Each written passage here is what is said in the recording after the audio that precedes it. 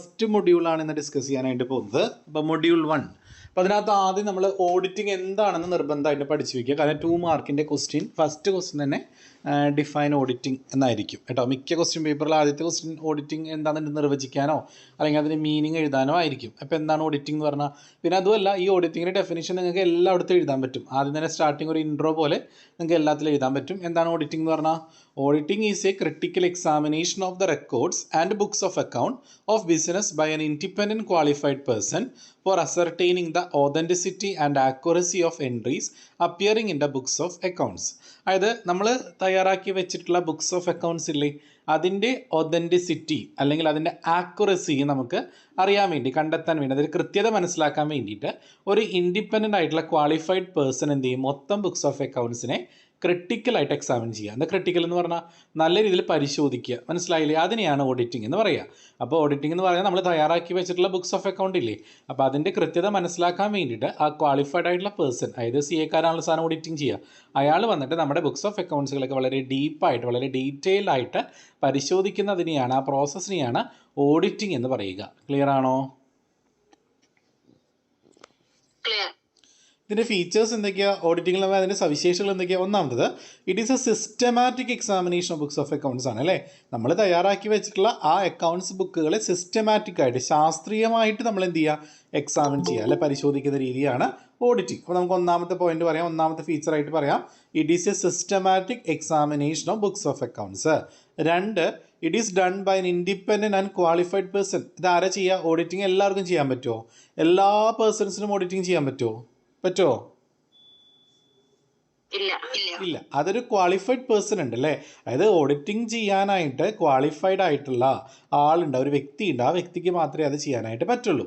It is done with the object of forming an opinion about a financial statement of affairs. ഒരു ബിസിനസ്സിൻ്റെ financial സ്റ്റേറ്റ്മെൻറ്റിനെ കുറിച്ചുള്ളൊരു അഭിപ്രായം അല്ലേ, അഭിപ്രായം കിട്ടാൻ വേണ്ടിയിട്ട്, അല്ലെങ്കിൽ അതിൻ്റെ ഒരു ഉദ്ദേശം മനസ്സിലാക്കാനാണ് നമ്മൾ ഈ ഓഡിറ്റിംഗ് ചെയ്യുന്നത്. 4, the opinion is made in the form of an audit report.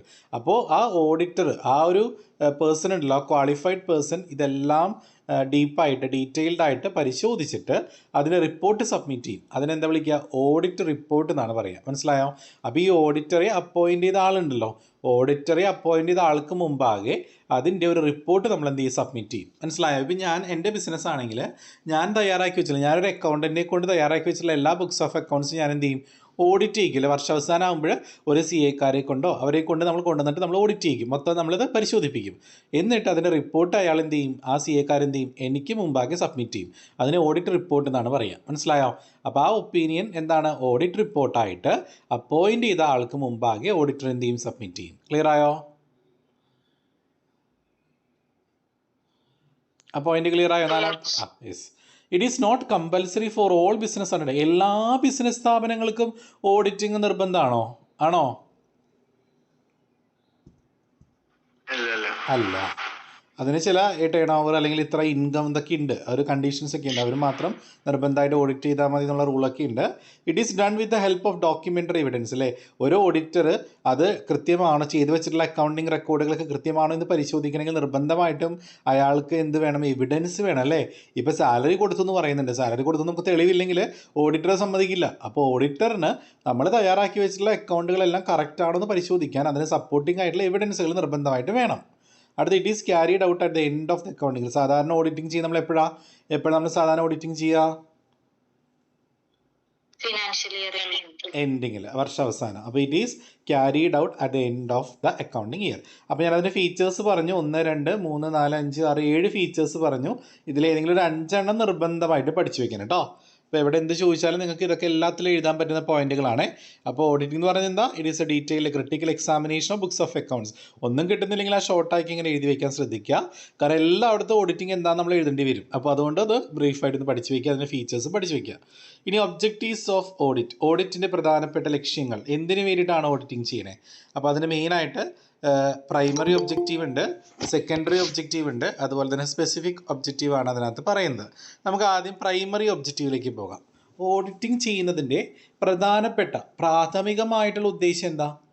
നമ്മുടെ അക്കൗണ്ടുകളൊക്കെ വെരിഫൈ ചെയ്യുക, correct ആണെന്നല്ലേ.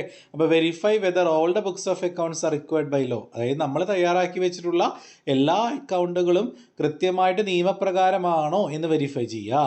2, verify whether proper accounting principle and procedures are followed.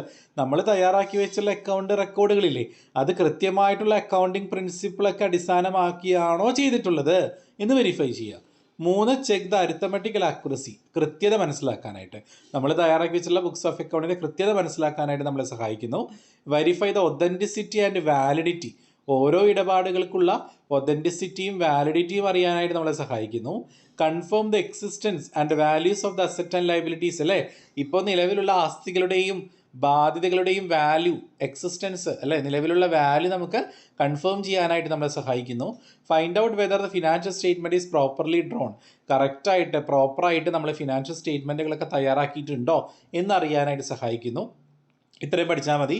അപ്പോൾ ഇതൊക്കെയാണ് ഒരു ഓഡിറ്റിങ്ങിൻ്റെ പ്രൈമറി ഒബ്ജക്റ്റീവ്സ്. ക്ലിയർ ആണെങ്കിൽ ഒന്ന് റെസ്പോണ്ട് ചെയ്തേ. ക്ലിയർ അല്ലേ? ഇനി സെക്കൻഡറി ഒബ്ജക്റ്റീവ് ഉണ്ട്, പ്രാഥമികമല്ലാത്ത ചില സെക്കൻഡറി ആയിട്ടുള്ള ചില ഉദ്ദേശങ്ങളുണ്ട്. എന്തൊക്കെയാ? Detection and prevents of errors, detection and prevents of fraud. അതായത് എററുകളിലെ തെറ്റുകൾ കണ്ടെത്തുകയും അത് തടയുകയും ചെയ്യുക. 2, ഫ്രോഡുകൾ കണ്ടെത്തുകയും അത് തടയുകയും ചെയ്യുക. ഇതാണ് സെക്കൻഡറി ഒബ്ജക്റ്റീവ്. പ്രത്യേകം ഓർത്ത് വയ്ക്കുക. പ്രൈമറി ഒബ്ജക്റ്റീവ് എന്ന് പറഞ്ഞാൽ നമ്മൾ പറയുന്ന ബാക്കിയുള്ള കാര്യങ്ങൾ, അതായത് കറക്റ്റായിട്ട് അക്കൗണ്ടുകൾ ചെയ്തിട്ടുണ്ട്, നിയമപ്രകാരമാണ് ചെയ്തിട്ടുള്ളത്, അക്കൗണ്ടിങ് പ്രിൻസിപ്പിൾ ഫോളോ ചെയ്തിട്ടുണ്ടോ, അരിത്തമെറ്റിക്കൽ ആക്യുറസി കറക്റ്റ് ആണോ, വാലിഡിറ്റി കറക്റ്റ് ആണോ, അസറ്റിൻ്റെ ലയബിലിറ്റീസിൻ്റെ വാല്യൂ കറക്റ്റ് ആണോ, ഇതൊക്കെ എന്താ പ്രൈമറി ഒബ്ജക്റ്റീവാണ്. സെക്കൻഡറി ഒബ്ജക്റ്റീവ് എന്തൊക്കെയാ? Detection and prevention of errors, അല്ലേ, എററുകൾ ഡിറ്റക്ട് ചെയ്യുക, കണ്ടെത്തുകയും അത് പ്രിവെൻറ്റ് ചെയ്യുക എന്ന് പറഞ്ഞാൽ തടയുകയും ചെയ്യുക. മനസ്സിലായോ?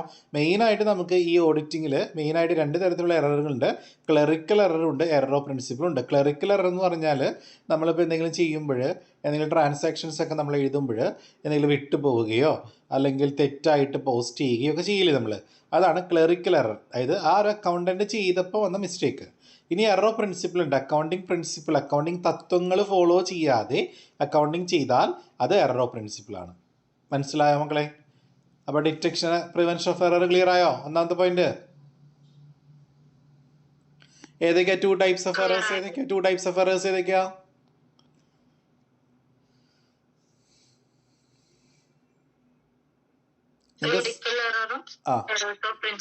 ക്ലറിക്കൽ എറർ എന്ന് പറഞ്ഞാൽ എന്താ? നമ്മൾ അക്കൗണ്ട് ചെയ്തപ്പോൾ വന്ന mistake, error of omission, omit ചെയ്യുന്ന പറഞ്ഞാൽ വിട്ടുപോവുക, എറർ ഓഫ് കമ്മീഷൻ, തെറ്റായിട്ട് റോങ് ആയിട്ട് പോസ്റ്റ് ചെയ്യുക, അതൊക്കെയാണ് എറർ ഓഫ് ക്ലറിക്കൽ എറേഴ്സ്. ഇനി എറർ ഓഫ് പ്രിൻസിപ്പിൾ എന്ന് പറഞ്ഞാൽ നമ്മൾ ഗ്യാപ്പിൽ ജനറലി ആക്സെപ്റ്റഡ് അക്കൗണ്ടിങ് പ്രിൻസിപ്പിൾ, അതായത് അക്കൗണ്ടിങ്ങിൽ കുറേയധികം പ്രിൻസിപ്പിൾ നമ്മൾ അടിസ്ഥാനമാക്കിയാണ് അക്കൗണ്ടിങ് ചെയ്യുക. ഇനി അപ്പോൾ അതിനെ വയലേറ്റ് ചെയ്താൽ, ആ അക്കൗണ്ടിങ് പ്രിൻസിപ്പിളിനെ വയലേറ്റ് ചെയ്താൽ, അതിനെ നമ്മൾ ഫോളോ ചെയ്തില്ലെങ്കിൽ അത് തെറ്റാണല്ലേ. അപ്പോൾ അങ്ങനെയുള്ള എററാണ് എറർ ഓഫ് പ്രിൻസിപ്പിൾ. അപ്പോൾ എല്ലാവർക്കും ക്ലിയർ ആയില്ലേ? ഇത് സ്ക്രീൻ കാണുന്നുണ്ടല്ലോ നിങ്ങൾക്ക് എല്ലാവർക്കും? ഓക്കെ. അടുത്ത സെക്കൻഡറി ഒബ്ജക്റ്റീവാണ് detection and prevention of fraud. ഫ്രോഡുകൾ കണ്ടെത്തുകയും അത് തടയുകയും ചെയ്യുക. Fraud are committed intentionally to cause losses to the business. ബിസിനസ്സിന് നഷ്ടമുണ്ടാക്കാനായിട്ട് നമ്മൾ മനഃപൂർവ്വം നമ്മൾ ചെയ്യുന്ന ആ ഒരു പ്രവൃത്തിനെയാണ് ഫ്രോഡ് എന്ന് പറയുക. മനസ്സിലായോ? അത് ക്യാഷിൽ എന്തെങ്കിലും തിരിമറി നടത്തുകയോ അല്ലെങ്കിൽ സാധനങ്ങളിലോ അല്ലെങ്കിൽ സേവനങ്ങളിലോ അല്ലെങ്കിൽ അക്കൗണ്ടിലൊക്കെ എന്തെങ്കിലും മാനിപ്പുലേഷൻ, എന്താ മാനിപ്പുലേഷൻ എന്ന് പറഞ്ഞാൽ എന്തെങ്കിലും കള്ളത്തരങ്ങളൊക്കെ കാണിക്കില്ലേ, അതിനെയാണ് ഫ്രോഡ് എന്ന് പറയുക. അപ്പോൾ അത് കണ്ടെത്താനും അത് തടയാനും കൂടിയിട്ടാണ് നമ്മൾ അക്കൗണ്ട് ഓഡിറ്റിങ് ചെയ്യണേ. മനസ്സിലായോ? അപ്പോൾ എല്ലാവരും ക്ലിയർ ആയോ ഫ്രോഡ് എന്ന് പറഞ്ഞാൽ? ഓക്കെ. അടുത്താണ് specific objective. Sometimes audit is done with some specific objective. If audit is done with a specific objective is called specific audit. അപ്പോൾ ഏതെങ്കിലും ഒരു പർട്ടിക്കുലർ ആയിട്ടുള്ള ഒരു ലക്ഷ്യത്തിന് വേണ്ടിയിട്ടാണ് ഓഡിറ്റിംഗ് ചെയ്യുന്നതെങ്കിൽ അങ്ങനെയുള്ള ഓഡിറ്റിംഗാണ് നമ്മൾ സ്പെസിഫിക് ഓഡിറ്റ് എന്ന് പറയുക. അപ്പോൾ ഇതും ഓഡിറ്റിങ്ങിൻ്റെ ഒരു ഉദ്ദേശമാണ്. അപ്പോൾ ഒബ്ജക്റ്റീവ്സ് ഓഫ് ഓഡിറ്റിംഗ് 5 മാർക്കിന് ചോദിച്ചാൽ എത്ര തരത്തിലുള്ള ഒബ്ജക്റ്റീവ് ഉണ്ട്?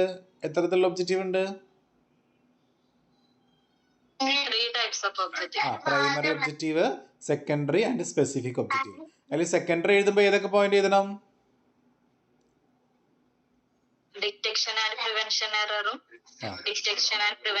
ഫ്രോഡും പറയണം. പ്രൈമറി ഒബ്ജക്റ്റീവിൽ ഒരു 5 പോയിന്റ് പഠിച്ചു വയ്ക്കുക. പിന്നെ സ്പെസിഫിക് എന്ന് പറയുന്ന പർട്ടിക്കുലർ പർപ്പസിന് വേണ്ടി ചെയ്യുന്ന ഓഡിറ്റാണ് സ്പെസിഫിക്. അടുത്ത ബേസിക് പ്രിൻസിപ്പിൾ ഓഫ് ഓഡിറ്റിംഗ്. ഓഡിറ്റിങ്ങിൻ്റെ ചില തത്വങ്ങളുണ്ട്. ഒന്ന് independence, objectivity, disclosure, confidentiality, knowledge and competence, planning and scheduling work, audit evidence, compliance with statutes. ഇതിലേതെങ്കിലും ഒരു 5 പഠിച്ചു വയ്ക്കുക. ഇൻഡിപെൻഡൻസ് പറഞ്ഞാൽ the auditor do not work without showing any fear or favour to any person. അതായത് independent എന്ന് പറഞ്ഞാൽ എന്താ, സ്വതന്ത്രനായിട്ട് അയാൾക്ക് ജോലി ചെയ്യാൻ പറ്റണം. മറ്റൊരാൾക്ക് വേണ്ടി ഫേവർ ചെയ്യുന്ന രീതിയിൽ. ഇപ്പം ഞാൻ ഒരു ഓഡിറ്റർ ഇവിടെ അപ്പോയിൻറ്റ് ചെയ്തിട്ടുണ്ടെങ്കിൽ ആ ഓഡിറ്റർ എനിക്ക് വേണ്ടി ഫേവർ ചെയ്യുക എന്നുള്ളതല്ല അവിടെ ഉദ്ദേശം. ആ അക്കൗണ്ട് ബുക്ക് കൃത്യമാണെന്ന് പരിശോധിക്കുക എന്നുള്ളതാണ് അയാളുടെ ലക്ഷ്യം. അതാണ് അയാൾക്ക് ആ ഒരു ഭയത്തോടു കൂടിയോ എന്നെ ഭയന്നുകൊണ്ടോ അല്ലെങ്കിൽ എനിക്ക് ഫേവർ ചെയ്തുകൊണ്ടോ ഒരിക്കലും അയാൾക്ക് വർക്ക് ചെയ്യാൻ പാടില്ല എന്ന്. അതാണ് ഇൻഡിപെൻഡൻസ്. ക്ലിയർ ആയോ?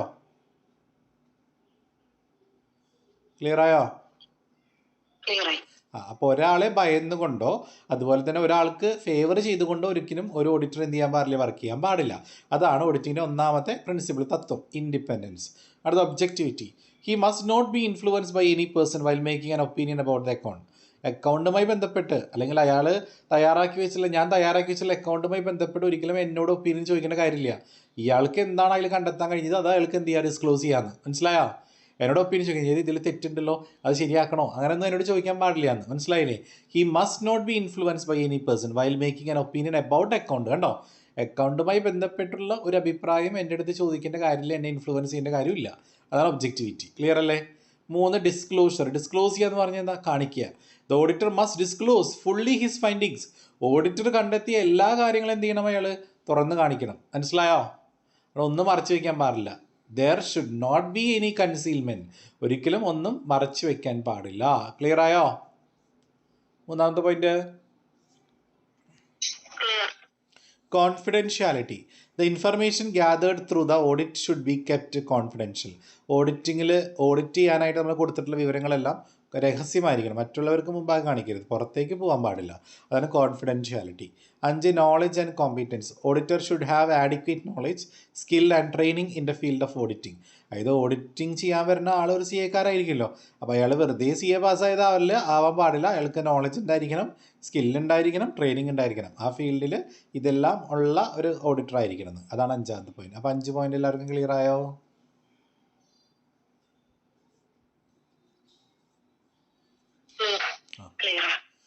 കൂടി പറയാം. പ്ലാനിങ് ആൻഡ് ഷെഡ്യൂളിങ് വർക്ക് കറക്റ്റായിട്ട് അയാൾ സിസ്റ്റമാറ്റിക് ആയിട്ട് അയാൾ കംപ്ലീറ്റ് ചെയ്യണം. അതാണ് 6ാമത്തെ പോയിന്റ് കേട്ടോ. അടുത്ത അഡ്വാൻറ്റേജസ് ഓഫ് ഓഡിറ്റിംഗ്. ഈ ഓഡിറ്റിംഗ് കൊണ്ട് നമുക്ക് എന്തൊക്കെ ഗുണങ്ങളുണ്ട് അത് നമുക്ക് സിമ്പിളായിട്ട് എഴുതാവുന്നേ ഉള്ളൂ. ബിസിനസ്സിന് എന്തൊക്കെ ഗുണങ്ങളാണ്? ഒന്ന്, ബുക്സ് ഓഫ് അക്കൗണ്ട്സ് കറക്റ്റ് ആണോ നമുക്ക് എന്ത് ചെയ്യാം, കറക്റ്റാണോ ചെക്ക് ചെയ്യാം. അതുപോലെ എററുകളും ഫ്രോഡുകളുണ്ടെങ്കിൽ അത് കണ്ടെത്താം. മാനേജ്മെൻറ്റിനെ എന്ത് ചെയ്യാൻ സഹായിക്കാം അല്ലേ, നിയമപരമായിട്ടാണോ പോകുന്നുള്ള കാര്യങ്ങളൊക്കെ നമുക്ക് മനസ്സിലാക്കാനായിട്ട് പറ്റും. Audit point out weakness. അതായത് നിലവിലുള്ള ബിസിനസ്സിൻ്റെ ആ വീക്ക്നെസ് എവിടെയാണ് വീക്കായിട്ട് വന്നേക്കുന്നത് അത് മനസ്സിലാക്കാനായിട്ട് സഹായിക്കും. അപ്പോൾ ഒരു 4 പോയിന്റ് ഞാൻ പറഞ്ഞത് ഓർത്ത് വയ്ക്കുക കേട്ടോ. ഇനി ഓണർക്ക് എന്തൊക്കെ അഡ്വാൻറ്റേജ് ഉള്ള ഓഡിറ്റിംഗ് കൊണ്ട്? In the case of sole trader, ഒരാൾ ഒറ്റയ്ക്ക് നടത്തുന്ന ബിസിനസ് ആണെങ്കിൽ auditing assures him that all business transaction have been duly accounted പറയാൻ there are no errors or fraud. അല്ലേ, ഒരാൾ ഒറ്റയ്ക്ക് നടത്തണമെങ്കിൽ അവിടെ ഒരിക്കലും എന്തുണ്ടാവില്ല, എററുകളും ഫ്രോഡുകളും ഉണ്ടാവില്ല. അയാൾ മാത്രമല്ല ചെയ്യണേ, അയാൾ ഇനി എന്ത് ഫ്രോഡ് കാണിക്കണം സ്വന്തം ബിസിനസ്സിൽ, അപ്പോൾ അങ്ങനെ ഉണ്ടാവില്ല. In the case of partnership ആണെങ്കിലോ audited accounts helps in the valuation of goodwill value ചെയ്യാനും അഡ്മിഷൻ സമയത്ത് പുതിയൊരു പാർട്ണർ അഡ്മിറ്റ് ചെയ്യുമ്പോഴും ഒരു പാർട്ണർ റിട്ടയർ ആയി പോകുമ്പോൾ, വിരമിച്ച് പോകുമ്പോഴും ഒരു പാർട്ണർ മരിച്ചു പോകുമ്പോഴുള്ള കാര്യങ്ങളൊക്കെ കറക്റ്റായിട്ട് സെറ്റിൽ ചെയ്തിട്ടുണ്ടോ എന്ന് മനസ്സിലാക്കാനായിട്ട് നമുക്ക് പറ്റും. In the case of joint stock company ആണെങ്കിലോ ഒരു കമ്പനി ആണെങ്കിലോ audit of accounts assure the share holders that there investment. അതായത് ഷെയർ ഹോൾഡർ ഇൻവെസ്റ്റ് ചെയ്ത ഷെയർ ഹോൾഡർ നിക്ഷേപിച്ചിട്ടുള്ള പൈസ അത് സേഫ് ആണോ എന്ന് ഷെയർ ഹോൾഡറിന് അറിയാനായിട്ട് സാധിക്കും. അപ്പോൾ അതും ഓണറിനുള്ളൊരു അഡ്വാൻറ്റേജ് ആണ്. അപ്പോൾ ഒരു 3 പോയിന്റ് അത് പഠിച്ചു വെക്കുക കേട്ടോ. അടുത്ത് മറ്റുള്ളവർക്ക് ഇതുകൊണ്ടുള്ള അഡ്വാൻറ്റേജ് എന്തൊക്കെയാണ്? lenders can depend on audited financial statement while taking a decision to grant credit to the business. അല്ലേ, ഇത് ലെൻഡർമാരില്ലേ കടം കൊടുക്കുന്ന ആൾക്കാർ. അപ്പോൾ നല്ല രീതിയിൽ പോകുന്ന ബിസിനസ് ആണെങ്കിലല്ലേ കടം കൊടുക്കുള്ളൂ. അപ്പോൾ അങ്ങനെ ലോൺ ഗ്രാൻഡ് ചെയ്യാനായിട്ട് മറ്റുള്ളവർക്ക് ഇതുകൊണ്ടുള്ള ബെനിഫിറ്റ് ഉണ്ട്. ടാക്സ് അതോറിറ്റീസിനോ കറക്റ്റായിട്ട് ടാക്സ് കാൽക്കുലേറ്റ് ചെയ്യാനായിട്ട് അവരെ സഹായിക്കും. അതുപോലെ തന്നെ ഇൻഷുറൻസ് കമ്പനിക്കാർക്ക് കറക്റ്റായിട്ട് ക്ലെയിം സെറ്റിൽ ചെയ്യാനായിട്ട് സഹായിക്കും. ഇതൊക്കെയാണ് അതേഴ്സിനുള്ള അഡ്വാൻറ്റേജ് കേട്ടോ. ഇനി ഓഡിറ്റിങ്ങിൻ്റെ ലിമിറ്റേഷൻസ്, പരിമിതികൾ എന്തൊക്കെയാണ്? ഓഡിറ്റിങ്ങിന് ചില പരിമിതികളുണ്ട്. ഈ ഓഡിറ്റിംഗ് കൊണ്ട് നമുക്ക് എല്ലാം കണ്ടെത്താനൊന്നും പറ്റില്ല. അതിന് ചില പരിമിതികളുണ്ട്. എന്തൊക്കെയാണ്? Non detection of errors and fraud. Auditor may not be able to detect certain fraud which are committed by the client. Client ഈ ബിസിനസ്സുമായി നടത്തുന്ന ഇടപാടുകാർ നടത്തിയിട്ടുള്ള എന്തെങ്കിലും ഫ്രോഡുകളൊക്കെ ചിലപ്പോൾ ഡിറ്റക്റ്റ് ചെയ്യാനായിട്ട് ഓഡിറ്ററിന് ബുദ്ധിമുട്ടായിരിക്കും. ഓഡിറ്ററിന് അക്കൗണ്ട് ബുക്കിലുള്ള തെറ്റുകളെ മനസ്സിലാക്കാൻ പറ്റുള്ളൂ. ഇവരുമായി നടത്തിയിട്ടുള്ള ഒരുപാട് ആളുകൾ ക്ലയൻറ്റുകൾ ഉണ്ടാവും, ഒരുപാട് ഇടനിലക്കാരോ ഇടപാടുകാരോ ഉണ്ടാവും. അപ്പോൾ അവർ ചെയ്തിട്ടുള്ള ഫ്രോഡുകൾ കണ്ടെത്താൻ ഓഡിറ്ററിന് ബുദ്ധിമുട്ടായിരിക്കില്ലേ? ആയിരിക്കില്ലേ?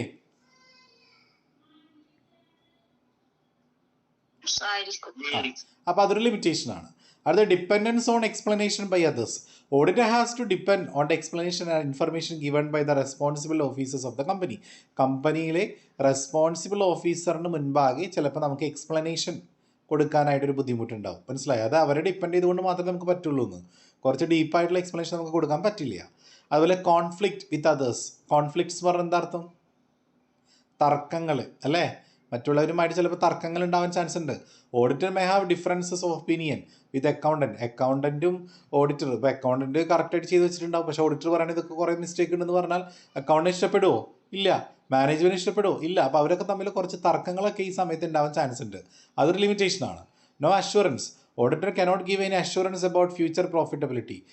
ഓഡിറ്ററിന് ഒരിക്കലും ഭാവി പറയാൻ പറ്റില്ല. കമ്പനിയിൽ അടുത്ത വർഷം ലാഭമായിരിക്കും എന്നൊരിക്കലും കമ്പനിയിൽ ഓഡിറ്ററിന് പറയാനായിട്ട് സാധിക്കില്ല. അത് നോ അഷ്വറൻസ് ആണ്. ഒരിക്കലും ഫ്യൂച്ചറിനെ പ്രഡിക്റ്റ് ചെയ്യാനായിട്ട് ഓഡിറ്ററിന് സാധിക്കില്ല. Faulty external evidence. ചിലപ്പോൾ എവിഡൻസ് കറക്റ്റ് ആവണമെന്നില്ല അല്ലേ? ഈ ബിസിനസ്സിൽ സൂക്ഷിച്ച് വെച്ചിട്ടുള്ള എവിഡൻസ് ഒക്കെ ചിലപ്പോൾ ഫാൾട്ടി, അതായത് തെറ്റായിട്ടുള്ള എവിഡൻസ് ആണെങ്കിൽ അത് ആക്യുറേറ്റ് ആവണമെന്നില്ല. അപ്പോൾ അതൊരു ലിമിറ്റേഷനാണ്. ലാക്ക് ഓഫ് ടെക്നിക്കൽ എക്സ്പെർട്ടൈസ്, അതായത് സാങ്കേതികപരമായിട്ട് അറിയാവുന്ന ആരും ഇല്ലെങ്കിൽ ആസെറ്റിൻ്റെ വാല്യൂഷനൊക്കെ മിസ്റ്റേക്ക് വരാൻ ചാൻസ് ഉണ്ട്. അപ്പോൾ ഇതും ഓഡിറ്റിങ്ങിൻ്റെ ലിമിറ്റേഷനാണ്. ഇനി അക്കൗണ്ടിങ്ങും ഓഡിറ്റിങ്ങും എന്നുള്ള ഡിഫറൻസ് 5 മാർക്കിൻ്റെ ക്വസ്റ്റ്യൻ ആണ്. പറഞ്ഞോട്ടെ. Difference between accounting and auditing ചോദിക്കാറുണ്ട് എക്സാമിന്. സ്ക്രീൻ കാണുന്നുണ്ടല്ലോ അല്ലേ? It is A system of maintaining books of accounts and preparing final account. Account ബുക്കുകൾ വളരെ കൃത്യമായിട്ട് നമ്മൾ മെയിൻറ്റെയിൻ ചെയ്യുകയും ഫൈനൽ അക്കൗണ്ട് തയ്യാറാക്കുകയും ചെയ്യുന്നതാണ് അക്കൗണ്ടിങ്. ഓഡിറ്റിങ്ങോ, it is a throughout examination of these books of account. ഈ തയ്യാറാക്കി വെച്ചിട്ടുള്ള അക്കൗണ്ട് ബുക്കുകൾ കറക്റ്റ് ആണോ എന്ന് പരിശോധിക്കുന്നതാണ് ഓഡിറ്റിംഗ്. അടുത്തത് objectives to ascertain the financial position അല്ലേ? എന്തിനാണ് നമ്മൾ അക്കൗണ്ടിങ് ചെയ്യണേ? ബാലൻസ് ഷീറ്റ് തയ്യാറാക്കിയിട്ട് നമ്മുടെ കമ്പനിയുടെ ഫിനാൻഷ്യൽ പൊസിഷൻ അറിയാനാണ് നമ്മൾ അക്കൗണ്ടിങ് ചെയ്യണേ. അപ്പോൾ ഓഡിറ്റിങ്ങോ, the objectives to report whether the balance sheet shows true and fair view of financial position അല്ലേ? ബാലൻസ് ഷീറ്റിൽ കാണിച്ചിട്ടുള്ളത് ശരിയായ ഫിനാൻഷ്യൽ പൊസിഷൻ ആണോ എന്നുള്ള കാര്യം റിപ്പോർട്ട് ചെയ്യാനാണ് നമ്മൾ ഓഡിറ്റിംഗ് ചെയ്യുന്നത്. It is done by employee. അക്കൗണ്ടിങ് ആരാ ചെയ്യാം മക്കളെ? ഒരു സ്ഥാപനത്തിൽ അക്കൗണ്ടിങ് ചെയ്യുന്ന ആളാരാ? ആ ഓർഗനൈസേഷനിലെ ഏതെങ്കിലും ഒരു തൊഴിലാളിയായിരിക്കും. ഓഡിറ്റിംഗ് നമ്മൾ അവിടെയുള്ള തൊഴിലാളിനെ കൊണ്ടാണ് ചെയ്യിക്കുക? ആണോ? അല്ല. It is done by an independent and qualified person അല്ലേ? പുറത്തുള്ള ഇൻഡിപെൻഡൻ്റ് ആയിട്ടുള്ള ഒരു ക്വാളിഫൈഡ് പേഴ്സൺ ആയിരിക്കും ചെയ്യുക. അക്കൗണ്ടിങ് ഒരു കണ്ടിന്യൂസ് ആണ്, എല്ലാ മാസം അക്കൗണ്ടിങ് ചെയ്യും. പക്ഷേ ഓഡിറ്റിംഗ് അങ്ങനെയാണോ? ഒരു ഇയർ എൻഡിങ്ങിലല്ലേ? അപ്പോൾ അതൊരു പീരിയോഡിക്കൽ നേച്ചറാണ്. ഇനി accountant being N employee of the concern is paid regular salary. ഒരു അക്കൗണ്ടൻറ്റ് എന്ന് പറഞ്ഞാൽ ആ സ്ഥാപനത്തിലെ ഒരു തൊഴിലാളിയാണ്. അതുകൊണ്ട് അദ്ദേഹത്തിന് അയാൾ ചെയ്ത ജോലിക്കുള്ള സാലറിയാണ് കൊടുക്കുക. പക്ഷെ ഓഡിറ്റിംഗ് ചെയ്യുന്ന CA-കാർക്ക് എന്താ കൊടുക്കുക? സാലറി ആണോ? ഒരു ഫിക്സഡ് ഫീസ് ആണ് കൊടുക്കുക. ഫീസ് എന്നാണ് പറയുക കേട്ടോ. പ്രൊഫഷണൽസിന് കൊടുക്കുന്ന പേയ്മെൻറ്റ് ഫീസ് എന്നാണ് പറയുക. അപ്പോൾ ഫീസാണ് കൊടുക്കുക. ഇനി അടുത്ത ഓഡിറ്റിങ്ങും ഇൻവെസ്റ്റിഗേഷനും നമ്മുടെ ഡിഫറൻസ് കേട്ടോ. അത് ചോദിക്കാറുണ്ട്. ഓഡിറ്റിങ്ങും ഇൻവെസ്റ്റിഗേഷനും difference. The objective is to find out whether balance sheet and profit and loss account exhibit a true and fair view. അതായത് ഓഡിറ്റിംഗ് എന്ന് പറഞ്ഞാൽ നേരത്തെ പറഞ്ഞു, ഒരു ബിസിനസ് തയ്യാറാക്കി വെച്ചിട്ടുള്ള ബാലൻസ് ഷീറ്റ് കറക്റ്റ് ആണോ എന്നും ചെക്ക് ചെയ്യാൻ വേണ്ടിയിട്ടാണ് ഓഡിറ്റിംഗ് ചെയ്യുന്നത്. ഇൻവെസ്റ്റിഗേഷൻ അങ്ങനെയല്ല. The aim of an investigation may be to find out a profitability of a company or fraud and extent of the fraud അല്ലേ? എന്തെങ്കിലും ഫ്രോഡുകളൊക്കെ നടന്നിട്ടുണ്ടെങ്കിൽ ആ ഫ്രോഡുകൾ എങ്ങനെ വന്നു, ഒരു കമ്പനിയിൽ പ്രോഫിറ്റബിലിറ്റി എത്രയാണെന്നൊക്കെ നമ്മൾ തിരിച്ചറിയാൻ വേണ്ടിയിട്ടാണ്, കണ്ടെത്താൻ വേണ്ടിയിട്ടാണ് ഈ ഇൻവെസ്റ്റിഗേഷൻ ചെയ്യുന്നത്. It is done annually. Auditing നമ്മൾ ചെയ്യപ്പോഴും ഓരോ ഇയർ എൻഡിങ് ആനുവലി ആണ് അല്ലേ? ഒരു വർഷത്തെ എല്ലാ കാര്യങ്ങളും നമ്മൾ ആ ഒരു ഇയർ എൻഡ് ആകുമ്പോൾ നമ്മൾ കവർ ചെയ്യും. ഇൻവെസ്റ്റിഗേഷനോ, it may cover more than one accounting year. ഒന്നിൽ കൂടുതൽ വർഷത്തെ ആയിരിക്കും ചിലപ്പോൾ നമ്മൾ ഇൻവെസ്റ്റിഗേഷൻ ചെയ്യുക കേട്ടോ. അടുത്ത it is conducted on behalf of the owner. ഓണറിൻ്റെ അഭാവത്തിലാണ് നമ്മൾ ഓഡിറ്റിംഗ് ചെയ്യുക. പക്ഷേ ഇൻവെസ്റ്റിഗേഷൻ അങ്ങനെയല്ല. It is conducted on behalf of outsider. പുറത്തുള്ള ഔട്ട്സൈഡറിൻ്റെ അഭാവത്തിലാണ് ഇൻവെസ്റ്റിഗേഷൻ നടത്തുക. അടുത്ത ഇറ്റ് ഈസ് ലീഗലി കമ്പൽസറി. എല്ലാ കമ്പനികളാണ് പറയുന്നത് കേട്ടോ. ജോയിൻറ്റ് കമ്പനികൾ, എല്ലാ കമ്പനികളും നിർബന്ധമായിട്ട് നിയമപരമായിട്ട് ഓഡിറ്റിംഗ് ചെയ്യണം. പക്ഷേ ഇൻവെസ്റ്റിഗേഷനോ, it is required under a certain എന്തെങ്കിലും സാഹചര്യങ്ങൾ വന്നാൽ മാത്രം ഇൻവെസ്റ്റിഗേഷൻ നമ്മൾ ചെയ്താൽ മതി കേട്ടോ. ഇനി auditing, owners appoint auditor. Auditor ആരാ അപ്പോയിൻറ്റ് ചെയ്യുക? ഓണറാണ്. ഇൻവെസ്റ്റിഗേഷനോ, even third parties can appoint an investigator. Third party ആയിരിക്കും നമ്മൾ ഇൻവെസ്റ്റിഗേറ്ററെ അപ്പോയിൻറ്റ് ചെയ്യുക കേട്ടോ. ഒന്ന് പഠിച്ചു വെക്കണേ. ഇനി ക്വാളിറ്റീസ് ഓഫ് എൻ ഓഡിറ്റർ. ഒരു ഓഡിറ്ററിന് ഉണ്ടായിരിക്കേണ്ട ക്വാളിറ്റീസ് എന്തൊക്കെയാണ് പറഞ്ഞോട്ടെ. പ്രൊഫഷണൽ ക്വാളിഫിക്കേഷൻ വേണം അല്ലേ? എന്തൊക്കെ ക്വാളിഫിക്കേഷൻ ഉള്ള ആളായിരിക്കണം? Membership in the institute of chartered accountant of India. ഇത് ICAI എന്ന് കേട്ടിട്ടുണ്ടോ നിങ്ങൾ? ICAI എന്ന് കേട്ടിട്ടുണ്ടോ നിങ്ങൾ? CA അല്ലേ? അപ്പോൾ അവിടെ മെമ്പർഷിപ്പ് ഉള്ള ഒരാളായിരിക്കണം. അറ്റ്ലീസ്റ്റ് അവിടെ മെമ്പറായിട്ടുള്ള ഒരാളായിരിക്കണം ഈ ഒരു ഓഡിറ്റ് ചെയ്യാനായിട്ടുള്ള എലിജിബിൾ ആയിട്ടുള്ള വ്യക്തി. അല്ലെങ്കിൽ എക്സ്പേർട്ട്, അല്ലെങ്കിൽ എന്നല്ല, അയാൾക്ക് എക്സ്പേർട്ട് നോളജ് ഇൻ അക്കൗണ്ടിങ് വർക്കിൽ നല്ല എക്സ്പേർട്ട് നോളജ് ഉണ്ടായിരിക്കണം. മനസ്സിലായോ? അതുമാത്രം പോരാ, അക്കൗണ്ടിങ്ങിലും വേണം, ഓഡിറ്റിംഗ് സ്റ്റാൻഡേർഡിലും ഉണ്ടായിരിക്കണം. പിന്നെ ഫെമിലിയർ വിത്ത് റീസെൻറ്റ് ഡെവലപ്മെൻറ്റ്, ഇപ്പോഴുള്ള അക്കൗണ്ടിങ്ങിലുള്ള ഏറ്റവും റീസെൻ്റായിട്ട് വന്നിട്ടുള്ള എല്ലാ കാര്യങ്ങളും ഇയാൾക്ക് അറിഞ്ഞിരിക്കണം. പിന്നെ പ്രൊഫഷണൽ കോമ്പിറ്റൻസ്, സ്കില്ല്, എക്സ്പീരിയൻസ് ഇതൊക്കെ ഉണ്ടായിരിക്കും. ഇതൊക്കെയാണ് പ്രൊഫഷണൽ ക്വാളിഫിക്കേഷൻ. ഇനി പേഴ്സണൽ ക്വാളിറ്റീസ് ഉണ്ട്. പ്രൊഫഷണലി അയാളെല്ലാം ഓക്കെ ആയാൽ മാത്രം നല്ലൊരു ഓഡിറ്റർ ആവില്ല. പിന്നെയോ ഇൻഡിപെൻഡൻ്റ് ആയിരിക്കണം. ഇൻഡിപെൻഡൻ്റ് പറഞ്ഞാൽ അയാൾക്ക് സ്വന്തം മറ്റുള്ളവരെ ഭയപ്പെടാതെയും മറ്റുള്ളവർക്ക് ഫേവർ ചെയ്യാതെയും ചെയ്യാനുള്ളൊരു ഹെൽപ്പ് ഉണ്ടാവണം. ഇൻറ്റഗ്രിറ്റി ഉണ്ടായിരിക്കണം, ഹോണസ്റ്റ് ആയിരിക്കണം അല്ലേ? വളരെ സത്യസന്ധമായിട്ട് ചെയ്യാൻ പറ്റണം. ഒബ്ജക്റ്റിവിറ്റി, അതായത് മറ്റുള്ളവരെ സപ്പോർട്ട് ചെയ്യാവുന്ന രീതിയിലുള്ള ഒരു ഉദ്ദേശമായിരിക്കരുത്. കോൺഫിഡൻഷ്യാലിറ്റി, രഹസ്യ സ്വഭാവം സൂക്ഷിക്കാൻ കഴിയണം. സ്കിൽ ആൻഡ് ഡിലിജൻസ് ഉണ്ടായിരിക്കണം. ഇതൊക്കെയാണ് പേഴ്സണൽ ക്വാളിറ്റീസ്. അപ്പോൾ ക്വാളിറ്റീസ് ചോദിച്ചാൽ ഇത് രണ്ടും എഴുതണം കേട്ടോ. 5 മാർക്കിനൊക്കെ വരാറുണ്ട്. അപ്പോൾ qualities of N auditor clear ആയോ എല്ലാവർക്കും?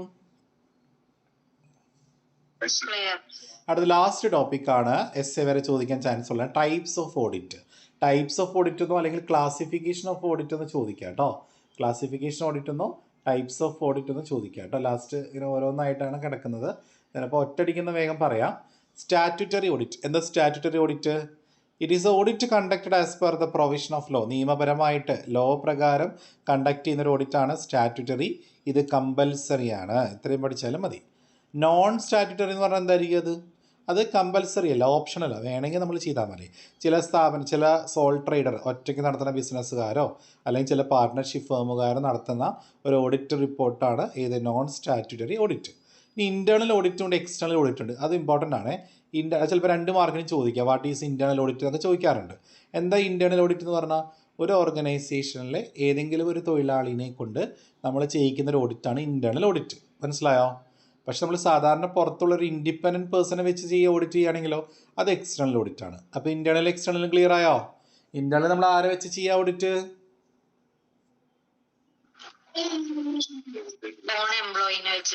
നമ്മളൊരു ഓർഗനൈസേഷൻ, സ്ഥാപനത്തിലുള്ള ഓൾറെഡി ഉള്ള ഒരു എംപ്ലോയീസിനെ വെച്ചുകൊണ്ട് നമ്മൾ ഓഡിറ്റ് കണ്ടക്ട് ചെയ്യുകയാണെങ്കിൽ ഇൻറ്റേർണൽ ഓഡിറ്റും, പുറത്തുള്ള ഒരു ഇൻഡിപെൻഡൻറ്റ് പേഴ്സണെ കൊണ്ട് നമ്മൾ ചെയ്യുന്ന ഓഡിറ്റാണ് എക്സ്റ്റേണൽ ഓഡിറ്റ് കേട്ടോ. അതൊരു ഡിഫറൻസ് ഒന്ന് പഠിച്ചു വെക്കുക.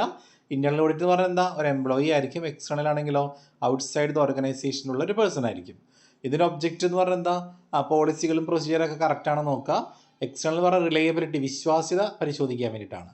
ഇനി മാനേജ്മെൻറ്റിൻ്റെ താല്പര്യപ്രകാരമാണ്, മാനേജ്മെൻറ്റിനെ പ്രൊട്ടക്റ്റ് ചെയ്യാനാണ് ഇൻറ്റേർണൽ ഓഡിറ്റ് ചെയ്യുക. പക്ഷെ മറ്റാണെങ്കിലോ ഓണറിനെയും ഔട്ട്സൈഡറിനെയും പ്രൊട്ടക്റ്റ് ചെയ്യാനാണ്.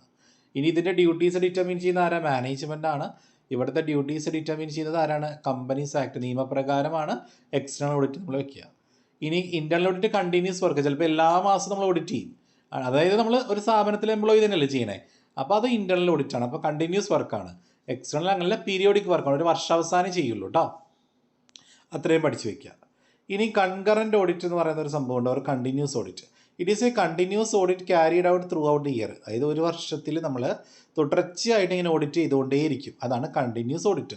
സാധാരണ ഈ ഗവൺമെൻറ് അണ്ടർടേക്കിങ്ങിൽ, ഗവൺമെൻറ് സ്ഥാപനങ്ങൾ, ഇലക്ട്രിസിറ്റി ബോർഡ്, KSRTC, ട്രാൻസ്പോർട്ട് കോർപ്പറേഷനൊക്കെ ഇല്ലേ, ഇവരൊക്കെ അങ്ങനെയാണ്. ഇവരൊക്കെ ചെയ്യുന്ന ഒരു ഓഡിറ്റ് സിസ്റ്റം എന്ന് പറഞ്ഞാൽ കൺകറൻറ്റ് ഓഡിറ്റാണ്. മനസ്സിലായോ? ക്ലിയർ ആയോ? റെസ്പോണ്ട് ചെയ്യൂ. ഓക്കെ. അപ്പോൾ അതിനായിട്ട് അഡ്വാൻറ്റേജ് എന്താ? ഈസിയാണ്. എറേഴ്സൊക്കെ വേഗം കണ്ടെത്താം. ടെക്നിക്കൽ നോളജ് ഉണ്ടായിരിക്കണം. നല്ല പെട്ടെന്നുള്ള പ്രസൻറ്റേഷനാണ്. എഫിഷ്യൻ്റ് ഓഡിറ്റാന്നൊക്കെ നമുക്ക് വേണമെങ്കിൽ പറയാം. ലിമിറ്റേഷൻ എന്ന് പറഞ്ഞാൽ ഫിഗർ ഓൾട്ടർ ചെയ്യാൻ ഭയങ്കര ബുദ്ധിമുട്ടാണ്. ക്ലയൻറ്റ് സ്റ്റാഫിന് ഡിസ്ക്ലോസ് ചെയ്യാൻ ബുദ്ധിമുട്ടാണ്. എക്സ്പെൻസീവാണ്. കാരണം എപ്പോഴും ഓഡിറ്റ് ചെയ്യുമ്പോൾ നമുക്ക് ചിലവ് കൂടുതലാണ്. അപ്പോൾ അതൊക്കെ ജസ്റ്റ് ഒരു ലിമിറ്റേഷൻ 2-3 പോയിന്റ് പഠിച്ചു വയ്ക്കുക. അടുത്ത പീരിയോഡിക്കൽ ഓഡിറ്റാണ്. It is carried out periodically when the financial statements are prepared quarterly or half yearly. Auditors verify the accounts. അതായത് എന്താണെന്നറിയോ? പീരിയോഡിക്കൽ എന്ന് പറഞ്ഞാൽ ഓരോ പീരീഡ്സാണ്, കണ്ടിന്യൂസ് ആയിട്ടല്ല, തുടർച്ചയായിട്ടല്ല. ചിലപ്പോൾ നമ്മൾ ക്വാർട്ടർലി ആയിരിക്കും, അതായത് 3 മാസം കൂടുമ്പോഴായിരിക്കും, അല്ലെങ്കിൽ ഹാഫ് ഇയർലി 6 മാസം കൂടുമ്പോഴായിരിക്കും, അല്ലെങ്കിൽ ഒരു വർഷാവസാനം. നമ്മൾ എപ്പോഴാണോ ഫിനാൻഷ്യൽ സ്റ്റേറ്റ്മെൻറ്റ് തയ്യാറാക്കുന്നത് അപ്പോൾ നമ്മളൊരു ഓഡിറ്ററെ കൊണ്ട് നമ്മൾ ഓഡിറ്റ് ചെയ്യുന്ന രീതിയാണ് പീരിയോഡിക്കൽ ഓഡിറ്റ് കേട്ടോ. അത് ക്ലിയർ ആയല്ലോ. അടുത്ത ഇൻ്ററിം ഓഡിറ്റ്. ഈ ഇൻ്ററിം ഓഡിറ്റ് എപ്പോഴും 2 മാർക്കിന് ചോദിക്കാറുള്ള ക്വസ്റ്റൻ ആണ്. It is an audit conducted between 2 annual audit. 2 annual ഓഡിറ്റുകൾക്ക് ഇടയിൽ നടത്തുന്ന ഒരു ഓഡിറ്റാണ് ഇൻ്ററിം ഓഡിറ്റ്. മനസ്സിലായോ? അപ്പോൾ കഴിഞ്ഞ വർഷത്തിൻ്റെ എൻഡിങ്ങിലും ഈ വർഷത്തെ എൻഡിങ്ങിൻ്റെ ഇടയിൽ എപ്പോഴെങ്കിലും ഇടയിൽ നമ്മളൊരു ഓഡിറ്റ് നടത്തുകയാണെങ്കിൽ അതിനെയാണ് ഇൻ്ററിം ഓഡിറ്റ് എന്ന് പറയുക. സാധാരണ ഇൻ്ററിം ഓഡിറ്റ് നടത്തുന്നത് എന്തെങ്കിലും സ്പെസിഫിക് പർപ്പസിന് വേണ്ടിയായിരിക്കും. നമുക്ക് തോന്നുകയാണ് ഒരു 6 മാസം കഴിഞ്ഞപ്പോൾ തോന്നുകയാണ് നമുക്ക് എന്തെങ്കിലും ബിസിനസ് കറക്റ്റാണ്, നമുക്കൊരു കള്ളത്തരൊക്കെ തോന്നുമ്പോൾ നമ്മൾ എന്ത് ചെയ്യും, ഒരു ഓഡിറ്ററെ കൊണ്ടുവന്ന് ഇതുവരെയുള്ള റെക്കോർഡുകൾ കറക്റ്റാണെന്ന് പരിശോധിക്കും. അതാണ് ഇൻ്ററിം ഓഡിറ്റ്. ക്ലിയർ ആയോ? ഒരു ഇൻ്റർ ഡിവിഡൻ്റൊക്കെ നമ്മൾ ഡിക്ലെയർ ചെയ്യും. എന്നിട്ട് ആ സമയത്ത് നമ്മൾ മറ്റേ ഇടവേളകളിൽ നമ്മൾ ഡിവിഡൻറ്റ് കൊടുക്കില്ലേ, ലാഭവിഹിതം, അതൊക്കെ കണ്ടെത്താൻ വേണ്ടിയിട്ടാണ് ഇൻ്ററിം ഓഡിറ്റ് ചെയ്യുക. ക്ലിയർ ആയോ? ഇൻ്ററിം ഓഡിറ്റ് ക്ലിയർ ആയോ? ഇൻ്റർവെല്ലിൽ നടക്കുന്ന ഓഡിറ്റ് കേട്ടോ, അതാണ് ഓർത്ത് വയ്ക്കുക. ഇനി മാനേജ്മെൻറ്റ് ഓഡിറ്റ് എന്ന് പറഞ്ഞാൽ നമ്മുടെ മാനേജ്മെൻറ്റ് ഇല്ലേ, നമ്മുടെ ബിസിനസ്സിൻ്റെ മാനേജ്മെൻറ്റ്, ആ മാനേജ്മെൻറ്റ് അവരുടെ പ്ലാൻസും പോളിസീസൊക്കെ കറക്റ്റാണോ എന്ന് ചെക്ക് ചെയ്യാൻ വേണ്ടി ചെയ്യുന്ന ഓഡിറ്റാണ് മാനേജ്മെൻറ്റ് ഓഡിറ്റ്. ഇനി കോസ്റ്റ് ഓഡിറ്റ് എന്ന് പറഞ്ഞാൽ നമ്മുടെ കോസ്റ്റ് റെക്കോർഡുകളിൽ മകളെ ഒരു പ്രൊഡക്റ്റ് ഉണ്ടാക്കാൻ എത്ര കോസ്റ്റ് വന്നു, അപ്പോൾ അതിൻ്റെ കൃത്യത, അതിൻ്റെ ആക്യുറസിയും കറക്റ്റ്നെസ്സും വെരിഫൈ ചെയ്യാൻ വേണ്ടി നമ്മൾ ചെയ്യുന്ന ഓഡിറ്റാണ് കോസ്റ്റ് ഓഡിറ്റ്. ഒരു ടാക്സ് ഓഡിറ്റ് എന്ന് പറഞ്ഞാൽ ഇൻകം ടാക്സ് പർപ്പസിന് വേണ്ടിയിട്ട് നമ്മുടെ ഫിനാൻഷ്യൽ സ്റ്റേറ്റ്മെൻറ്റുകളൊക്കെ ഓഡിറ്റ് ചെയ്യുന്ന രീതിയാണ് ടാക്സ് ഓഡിറ്റ് കേട്ടോ. അടുത്ത സോഷ്യൽ ഓഡിറ്റ് എന്ന് പറഞ്ഞാലോ, it is N evaluation of the performance of the company. നമ്മുടെ കമ്പനിയുടെ പെർഫോമൻസ് സാമൂഹികപരമായിട്ട് എവിടെ എത്തി നിൽക്കുന്നു, സോഷ്യൽ റെസ്പോൺസിബിലിറ്റീസ് ഒക്കെ പാലിച്ചിട്ടുണ്ടോ, അതായത് സൊസൈറ്റിയോടുള്ള ഉത്തരവാദിത്തങ്ങളെല്ലാം കറക്റ്റായിട്ട് ചെയ്തിട്ടുണ്ടോ എന്നൊക്കെ നമ്മൾ നോക്കിക്കൊണ്ട് ചെയ്യുന്നൊരു ഓഡിറ്റാണ് സോഷ്യൽ ഓഡിറ്റ്. അടുത്ത ബാലൻസ് ഷീറ്റ് ഓഡിറ്റ് എന്ന് പറഞ്ഞാൽ നമ്മുടെ ബാലൻസ് ഷീറ്റിലുള്ള capital, reserve, profit and loss account, liabilities, അസറ്റുകൾ, ഇതിൻ്റെ എല്ലാം പ്രൊവിഷൻസും കണ്ടീഷൻസും വെരിഫിക്കേഷൻസ് ഒക്കെ ചെയ്യുന്ന ഒരു ഓഡിറ്റാണ് ബാലൻസ് ഷീറ്റ് ഓഡിറ്റ്. ക്ലിയർ ആണെങ്കിൽ ഒന്ന് റെസ്പോണ്ട് ചെയ്തേ. അപ്പോൾ ഇത്രയാണ് ഈ ചാപ്റ്റർ ഉള്ളത്. അപ്പോൾ എല്ലാവരും നന്നായി പഠിക്കാൻ. റെക്കോർഡ്സ് എന്തായാലും ഗ്രൂപ്പിലിടാം കേട്ടോ. അപ്പോൾ ഫസ്റ്റ് മൊഡ്യൂൾ കഴിഞ്ഞിട്ടുണ്ട് കേട്ടോ. Okay, thank you.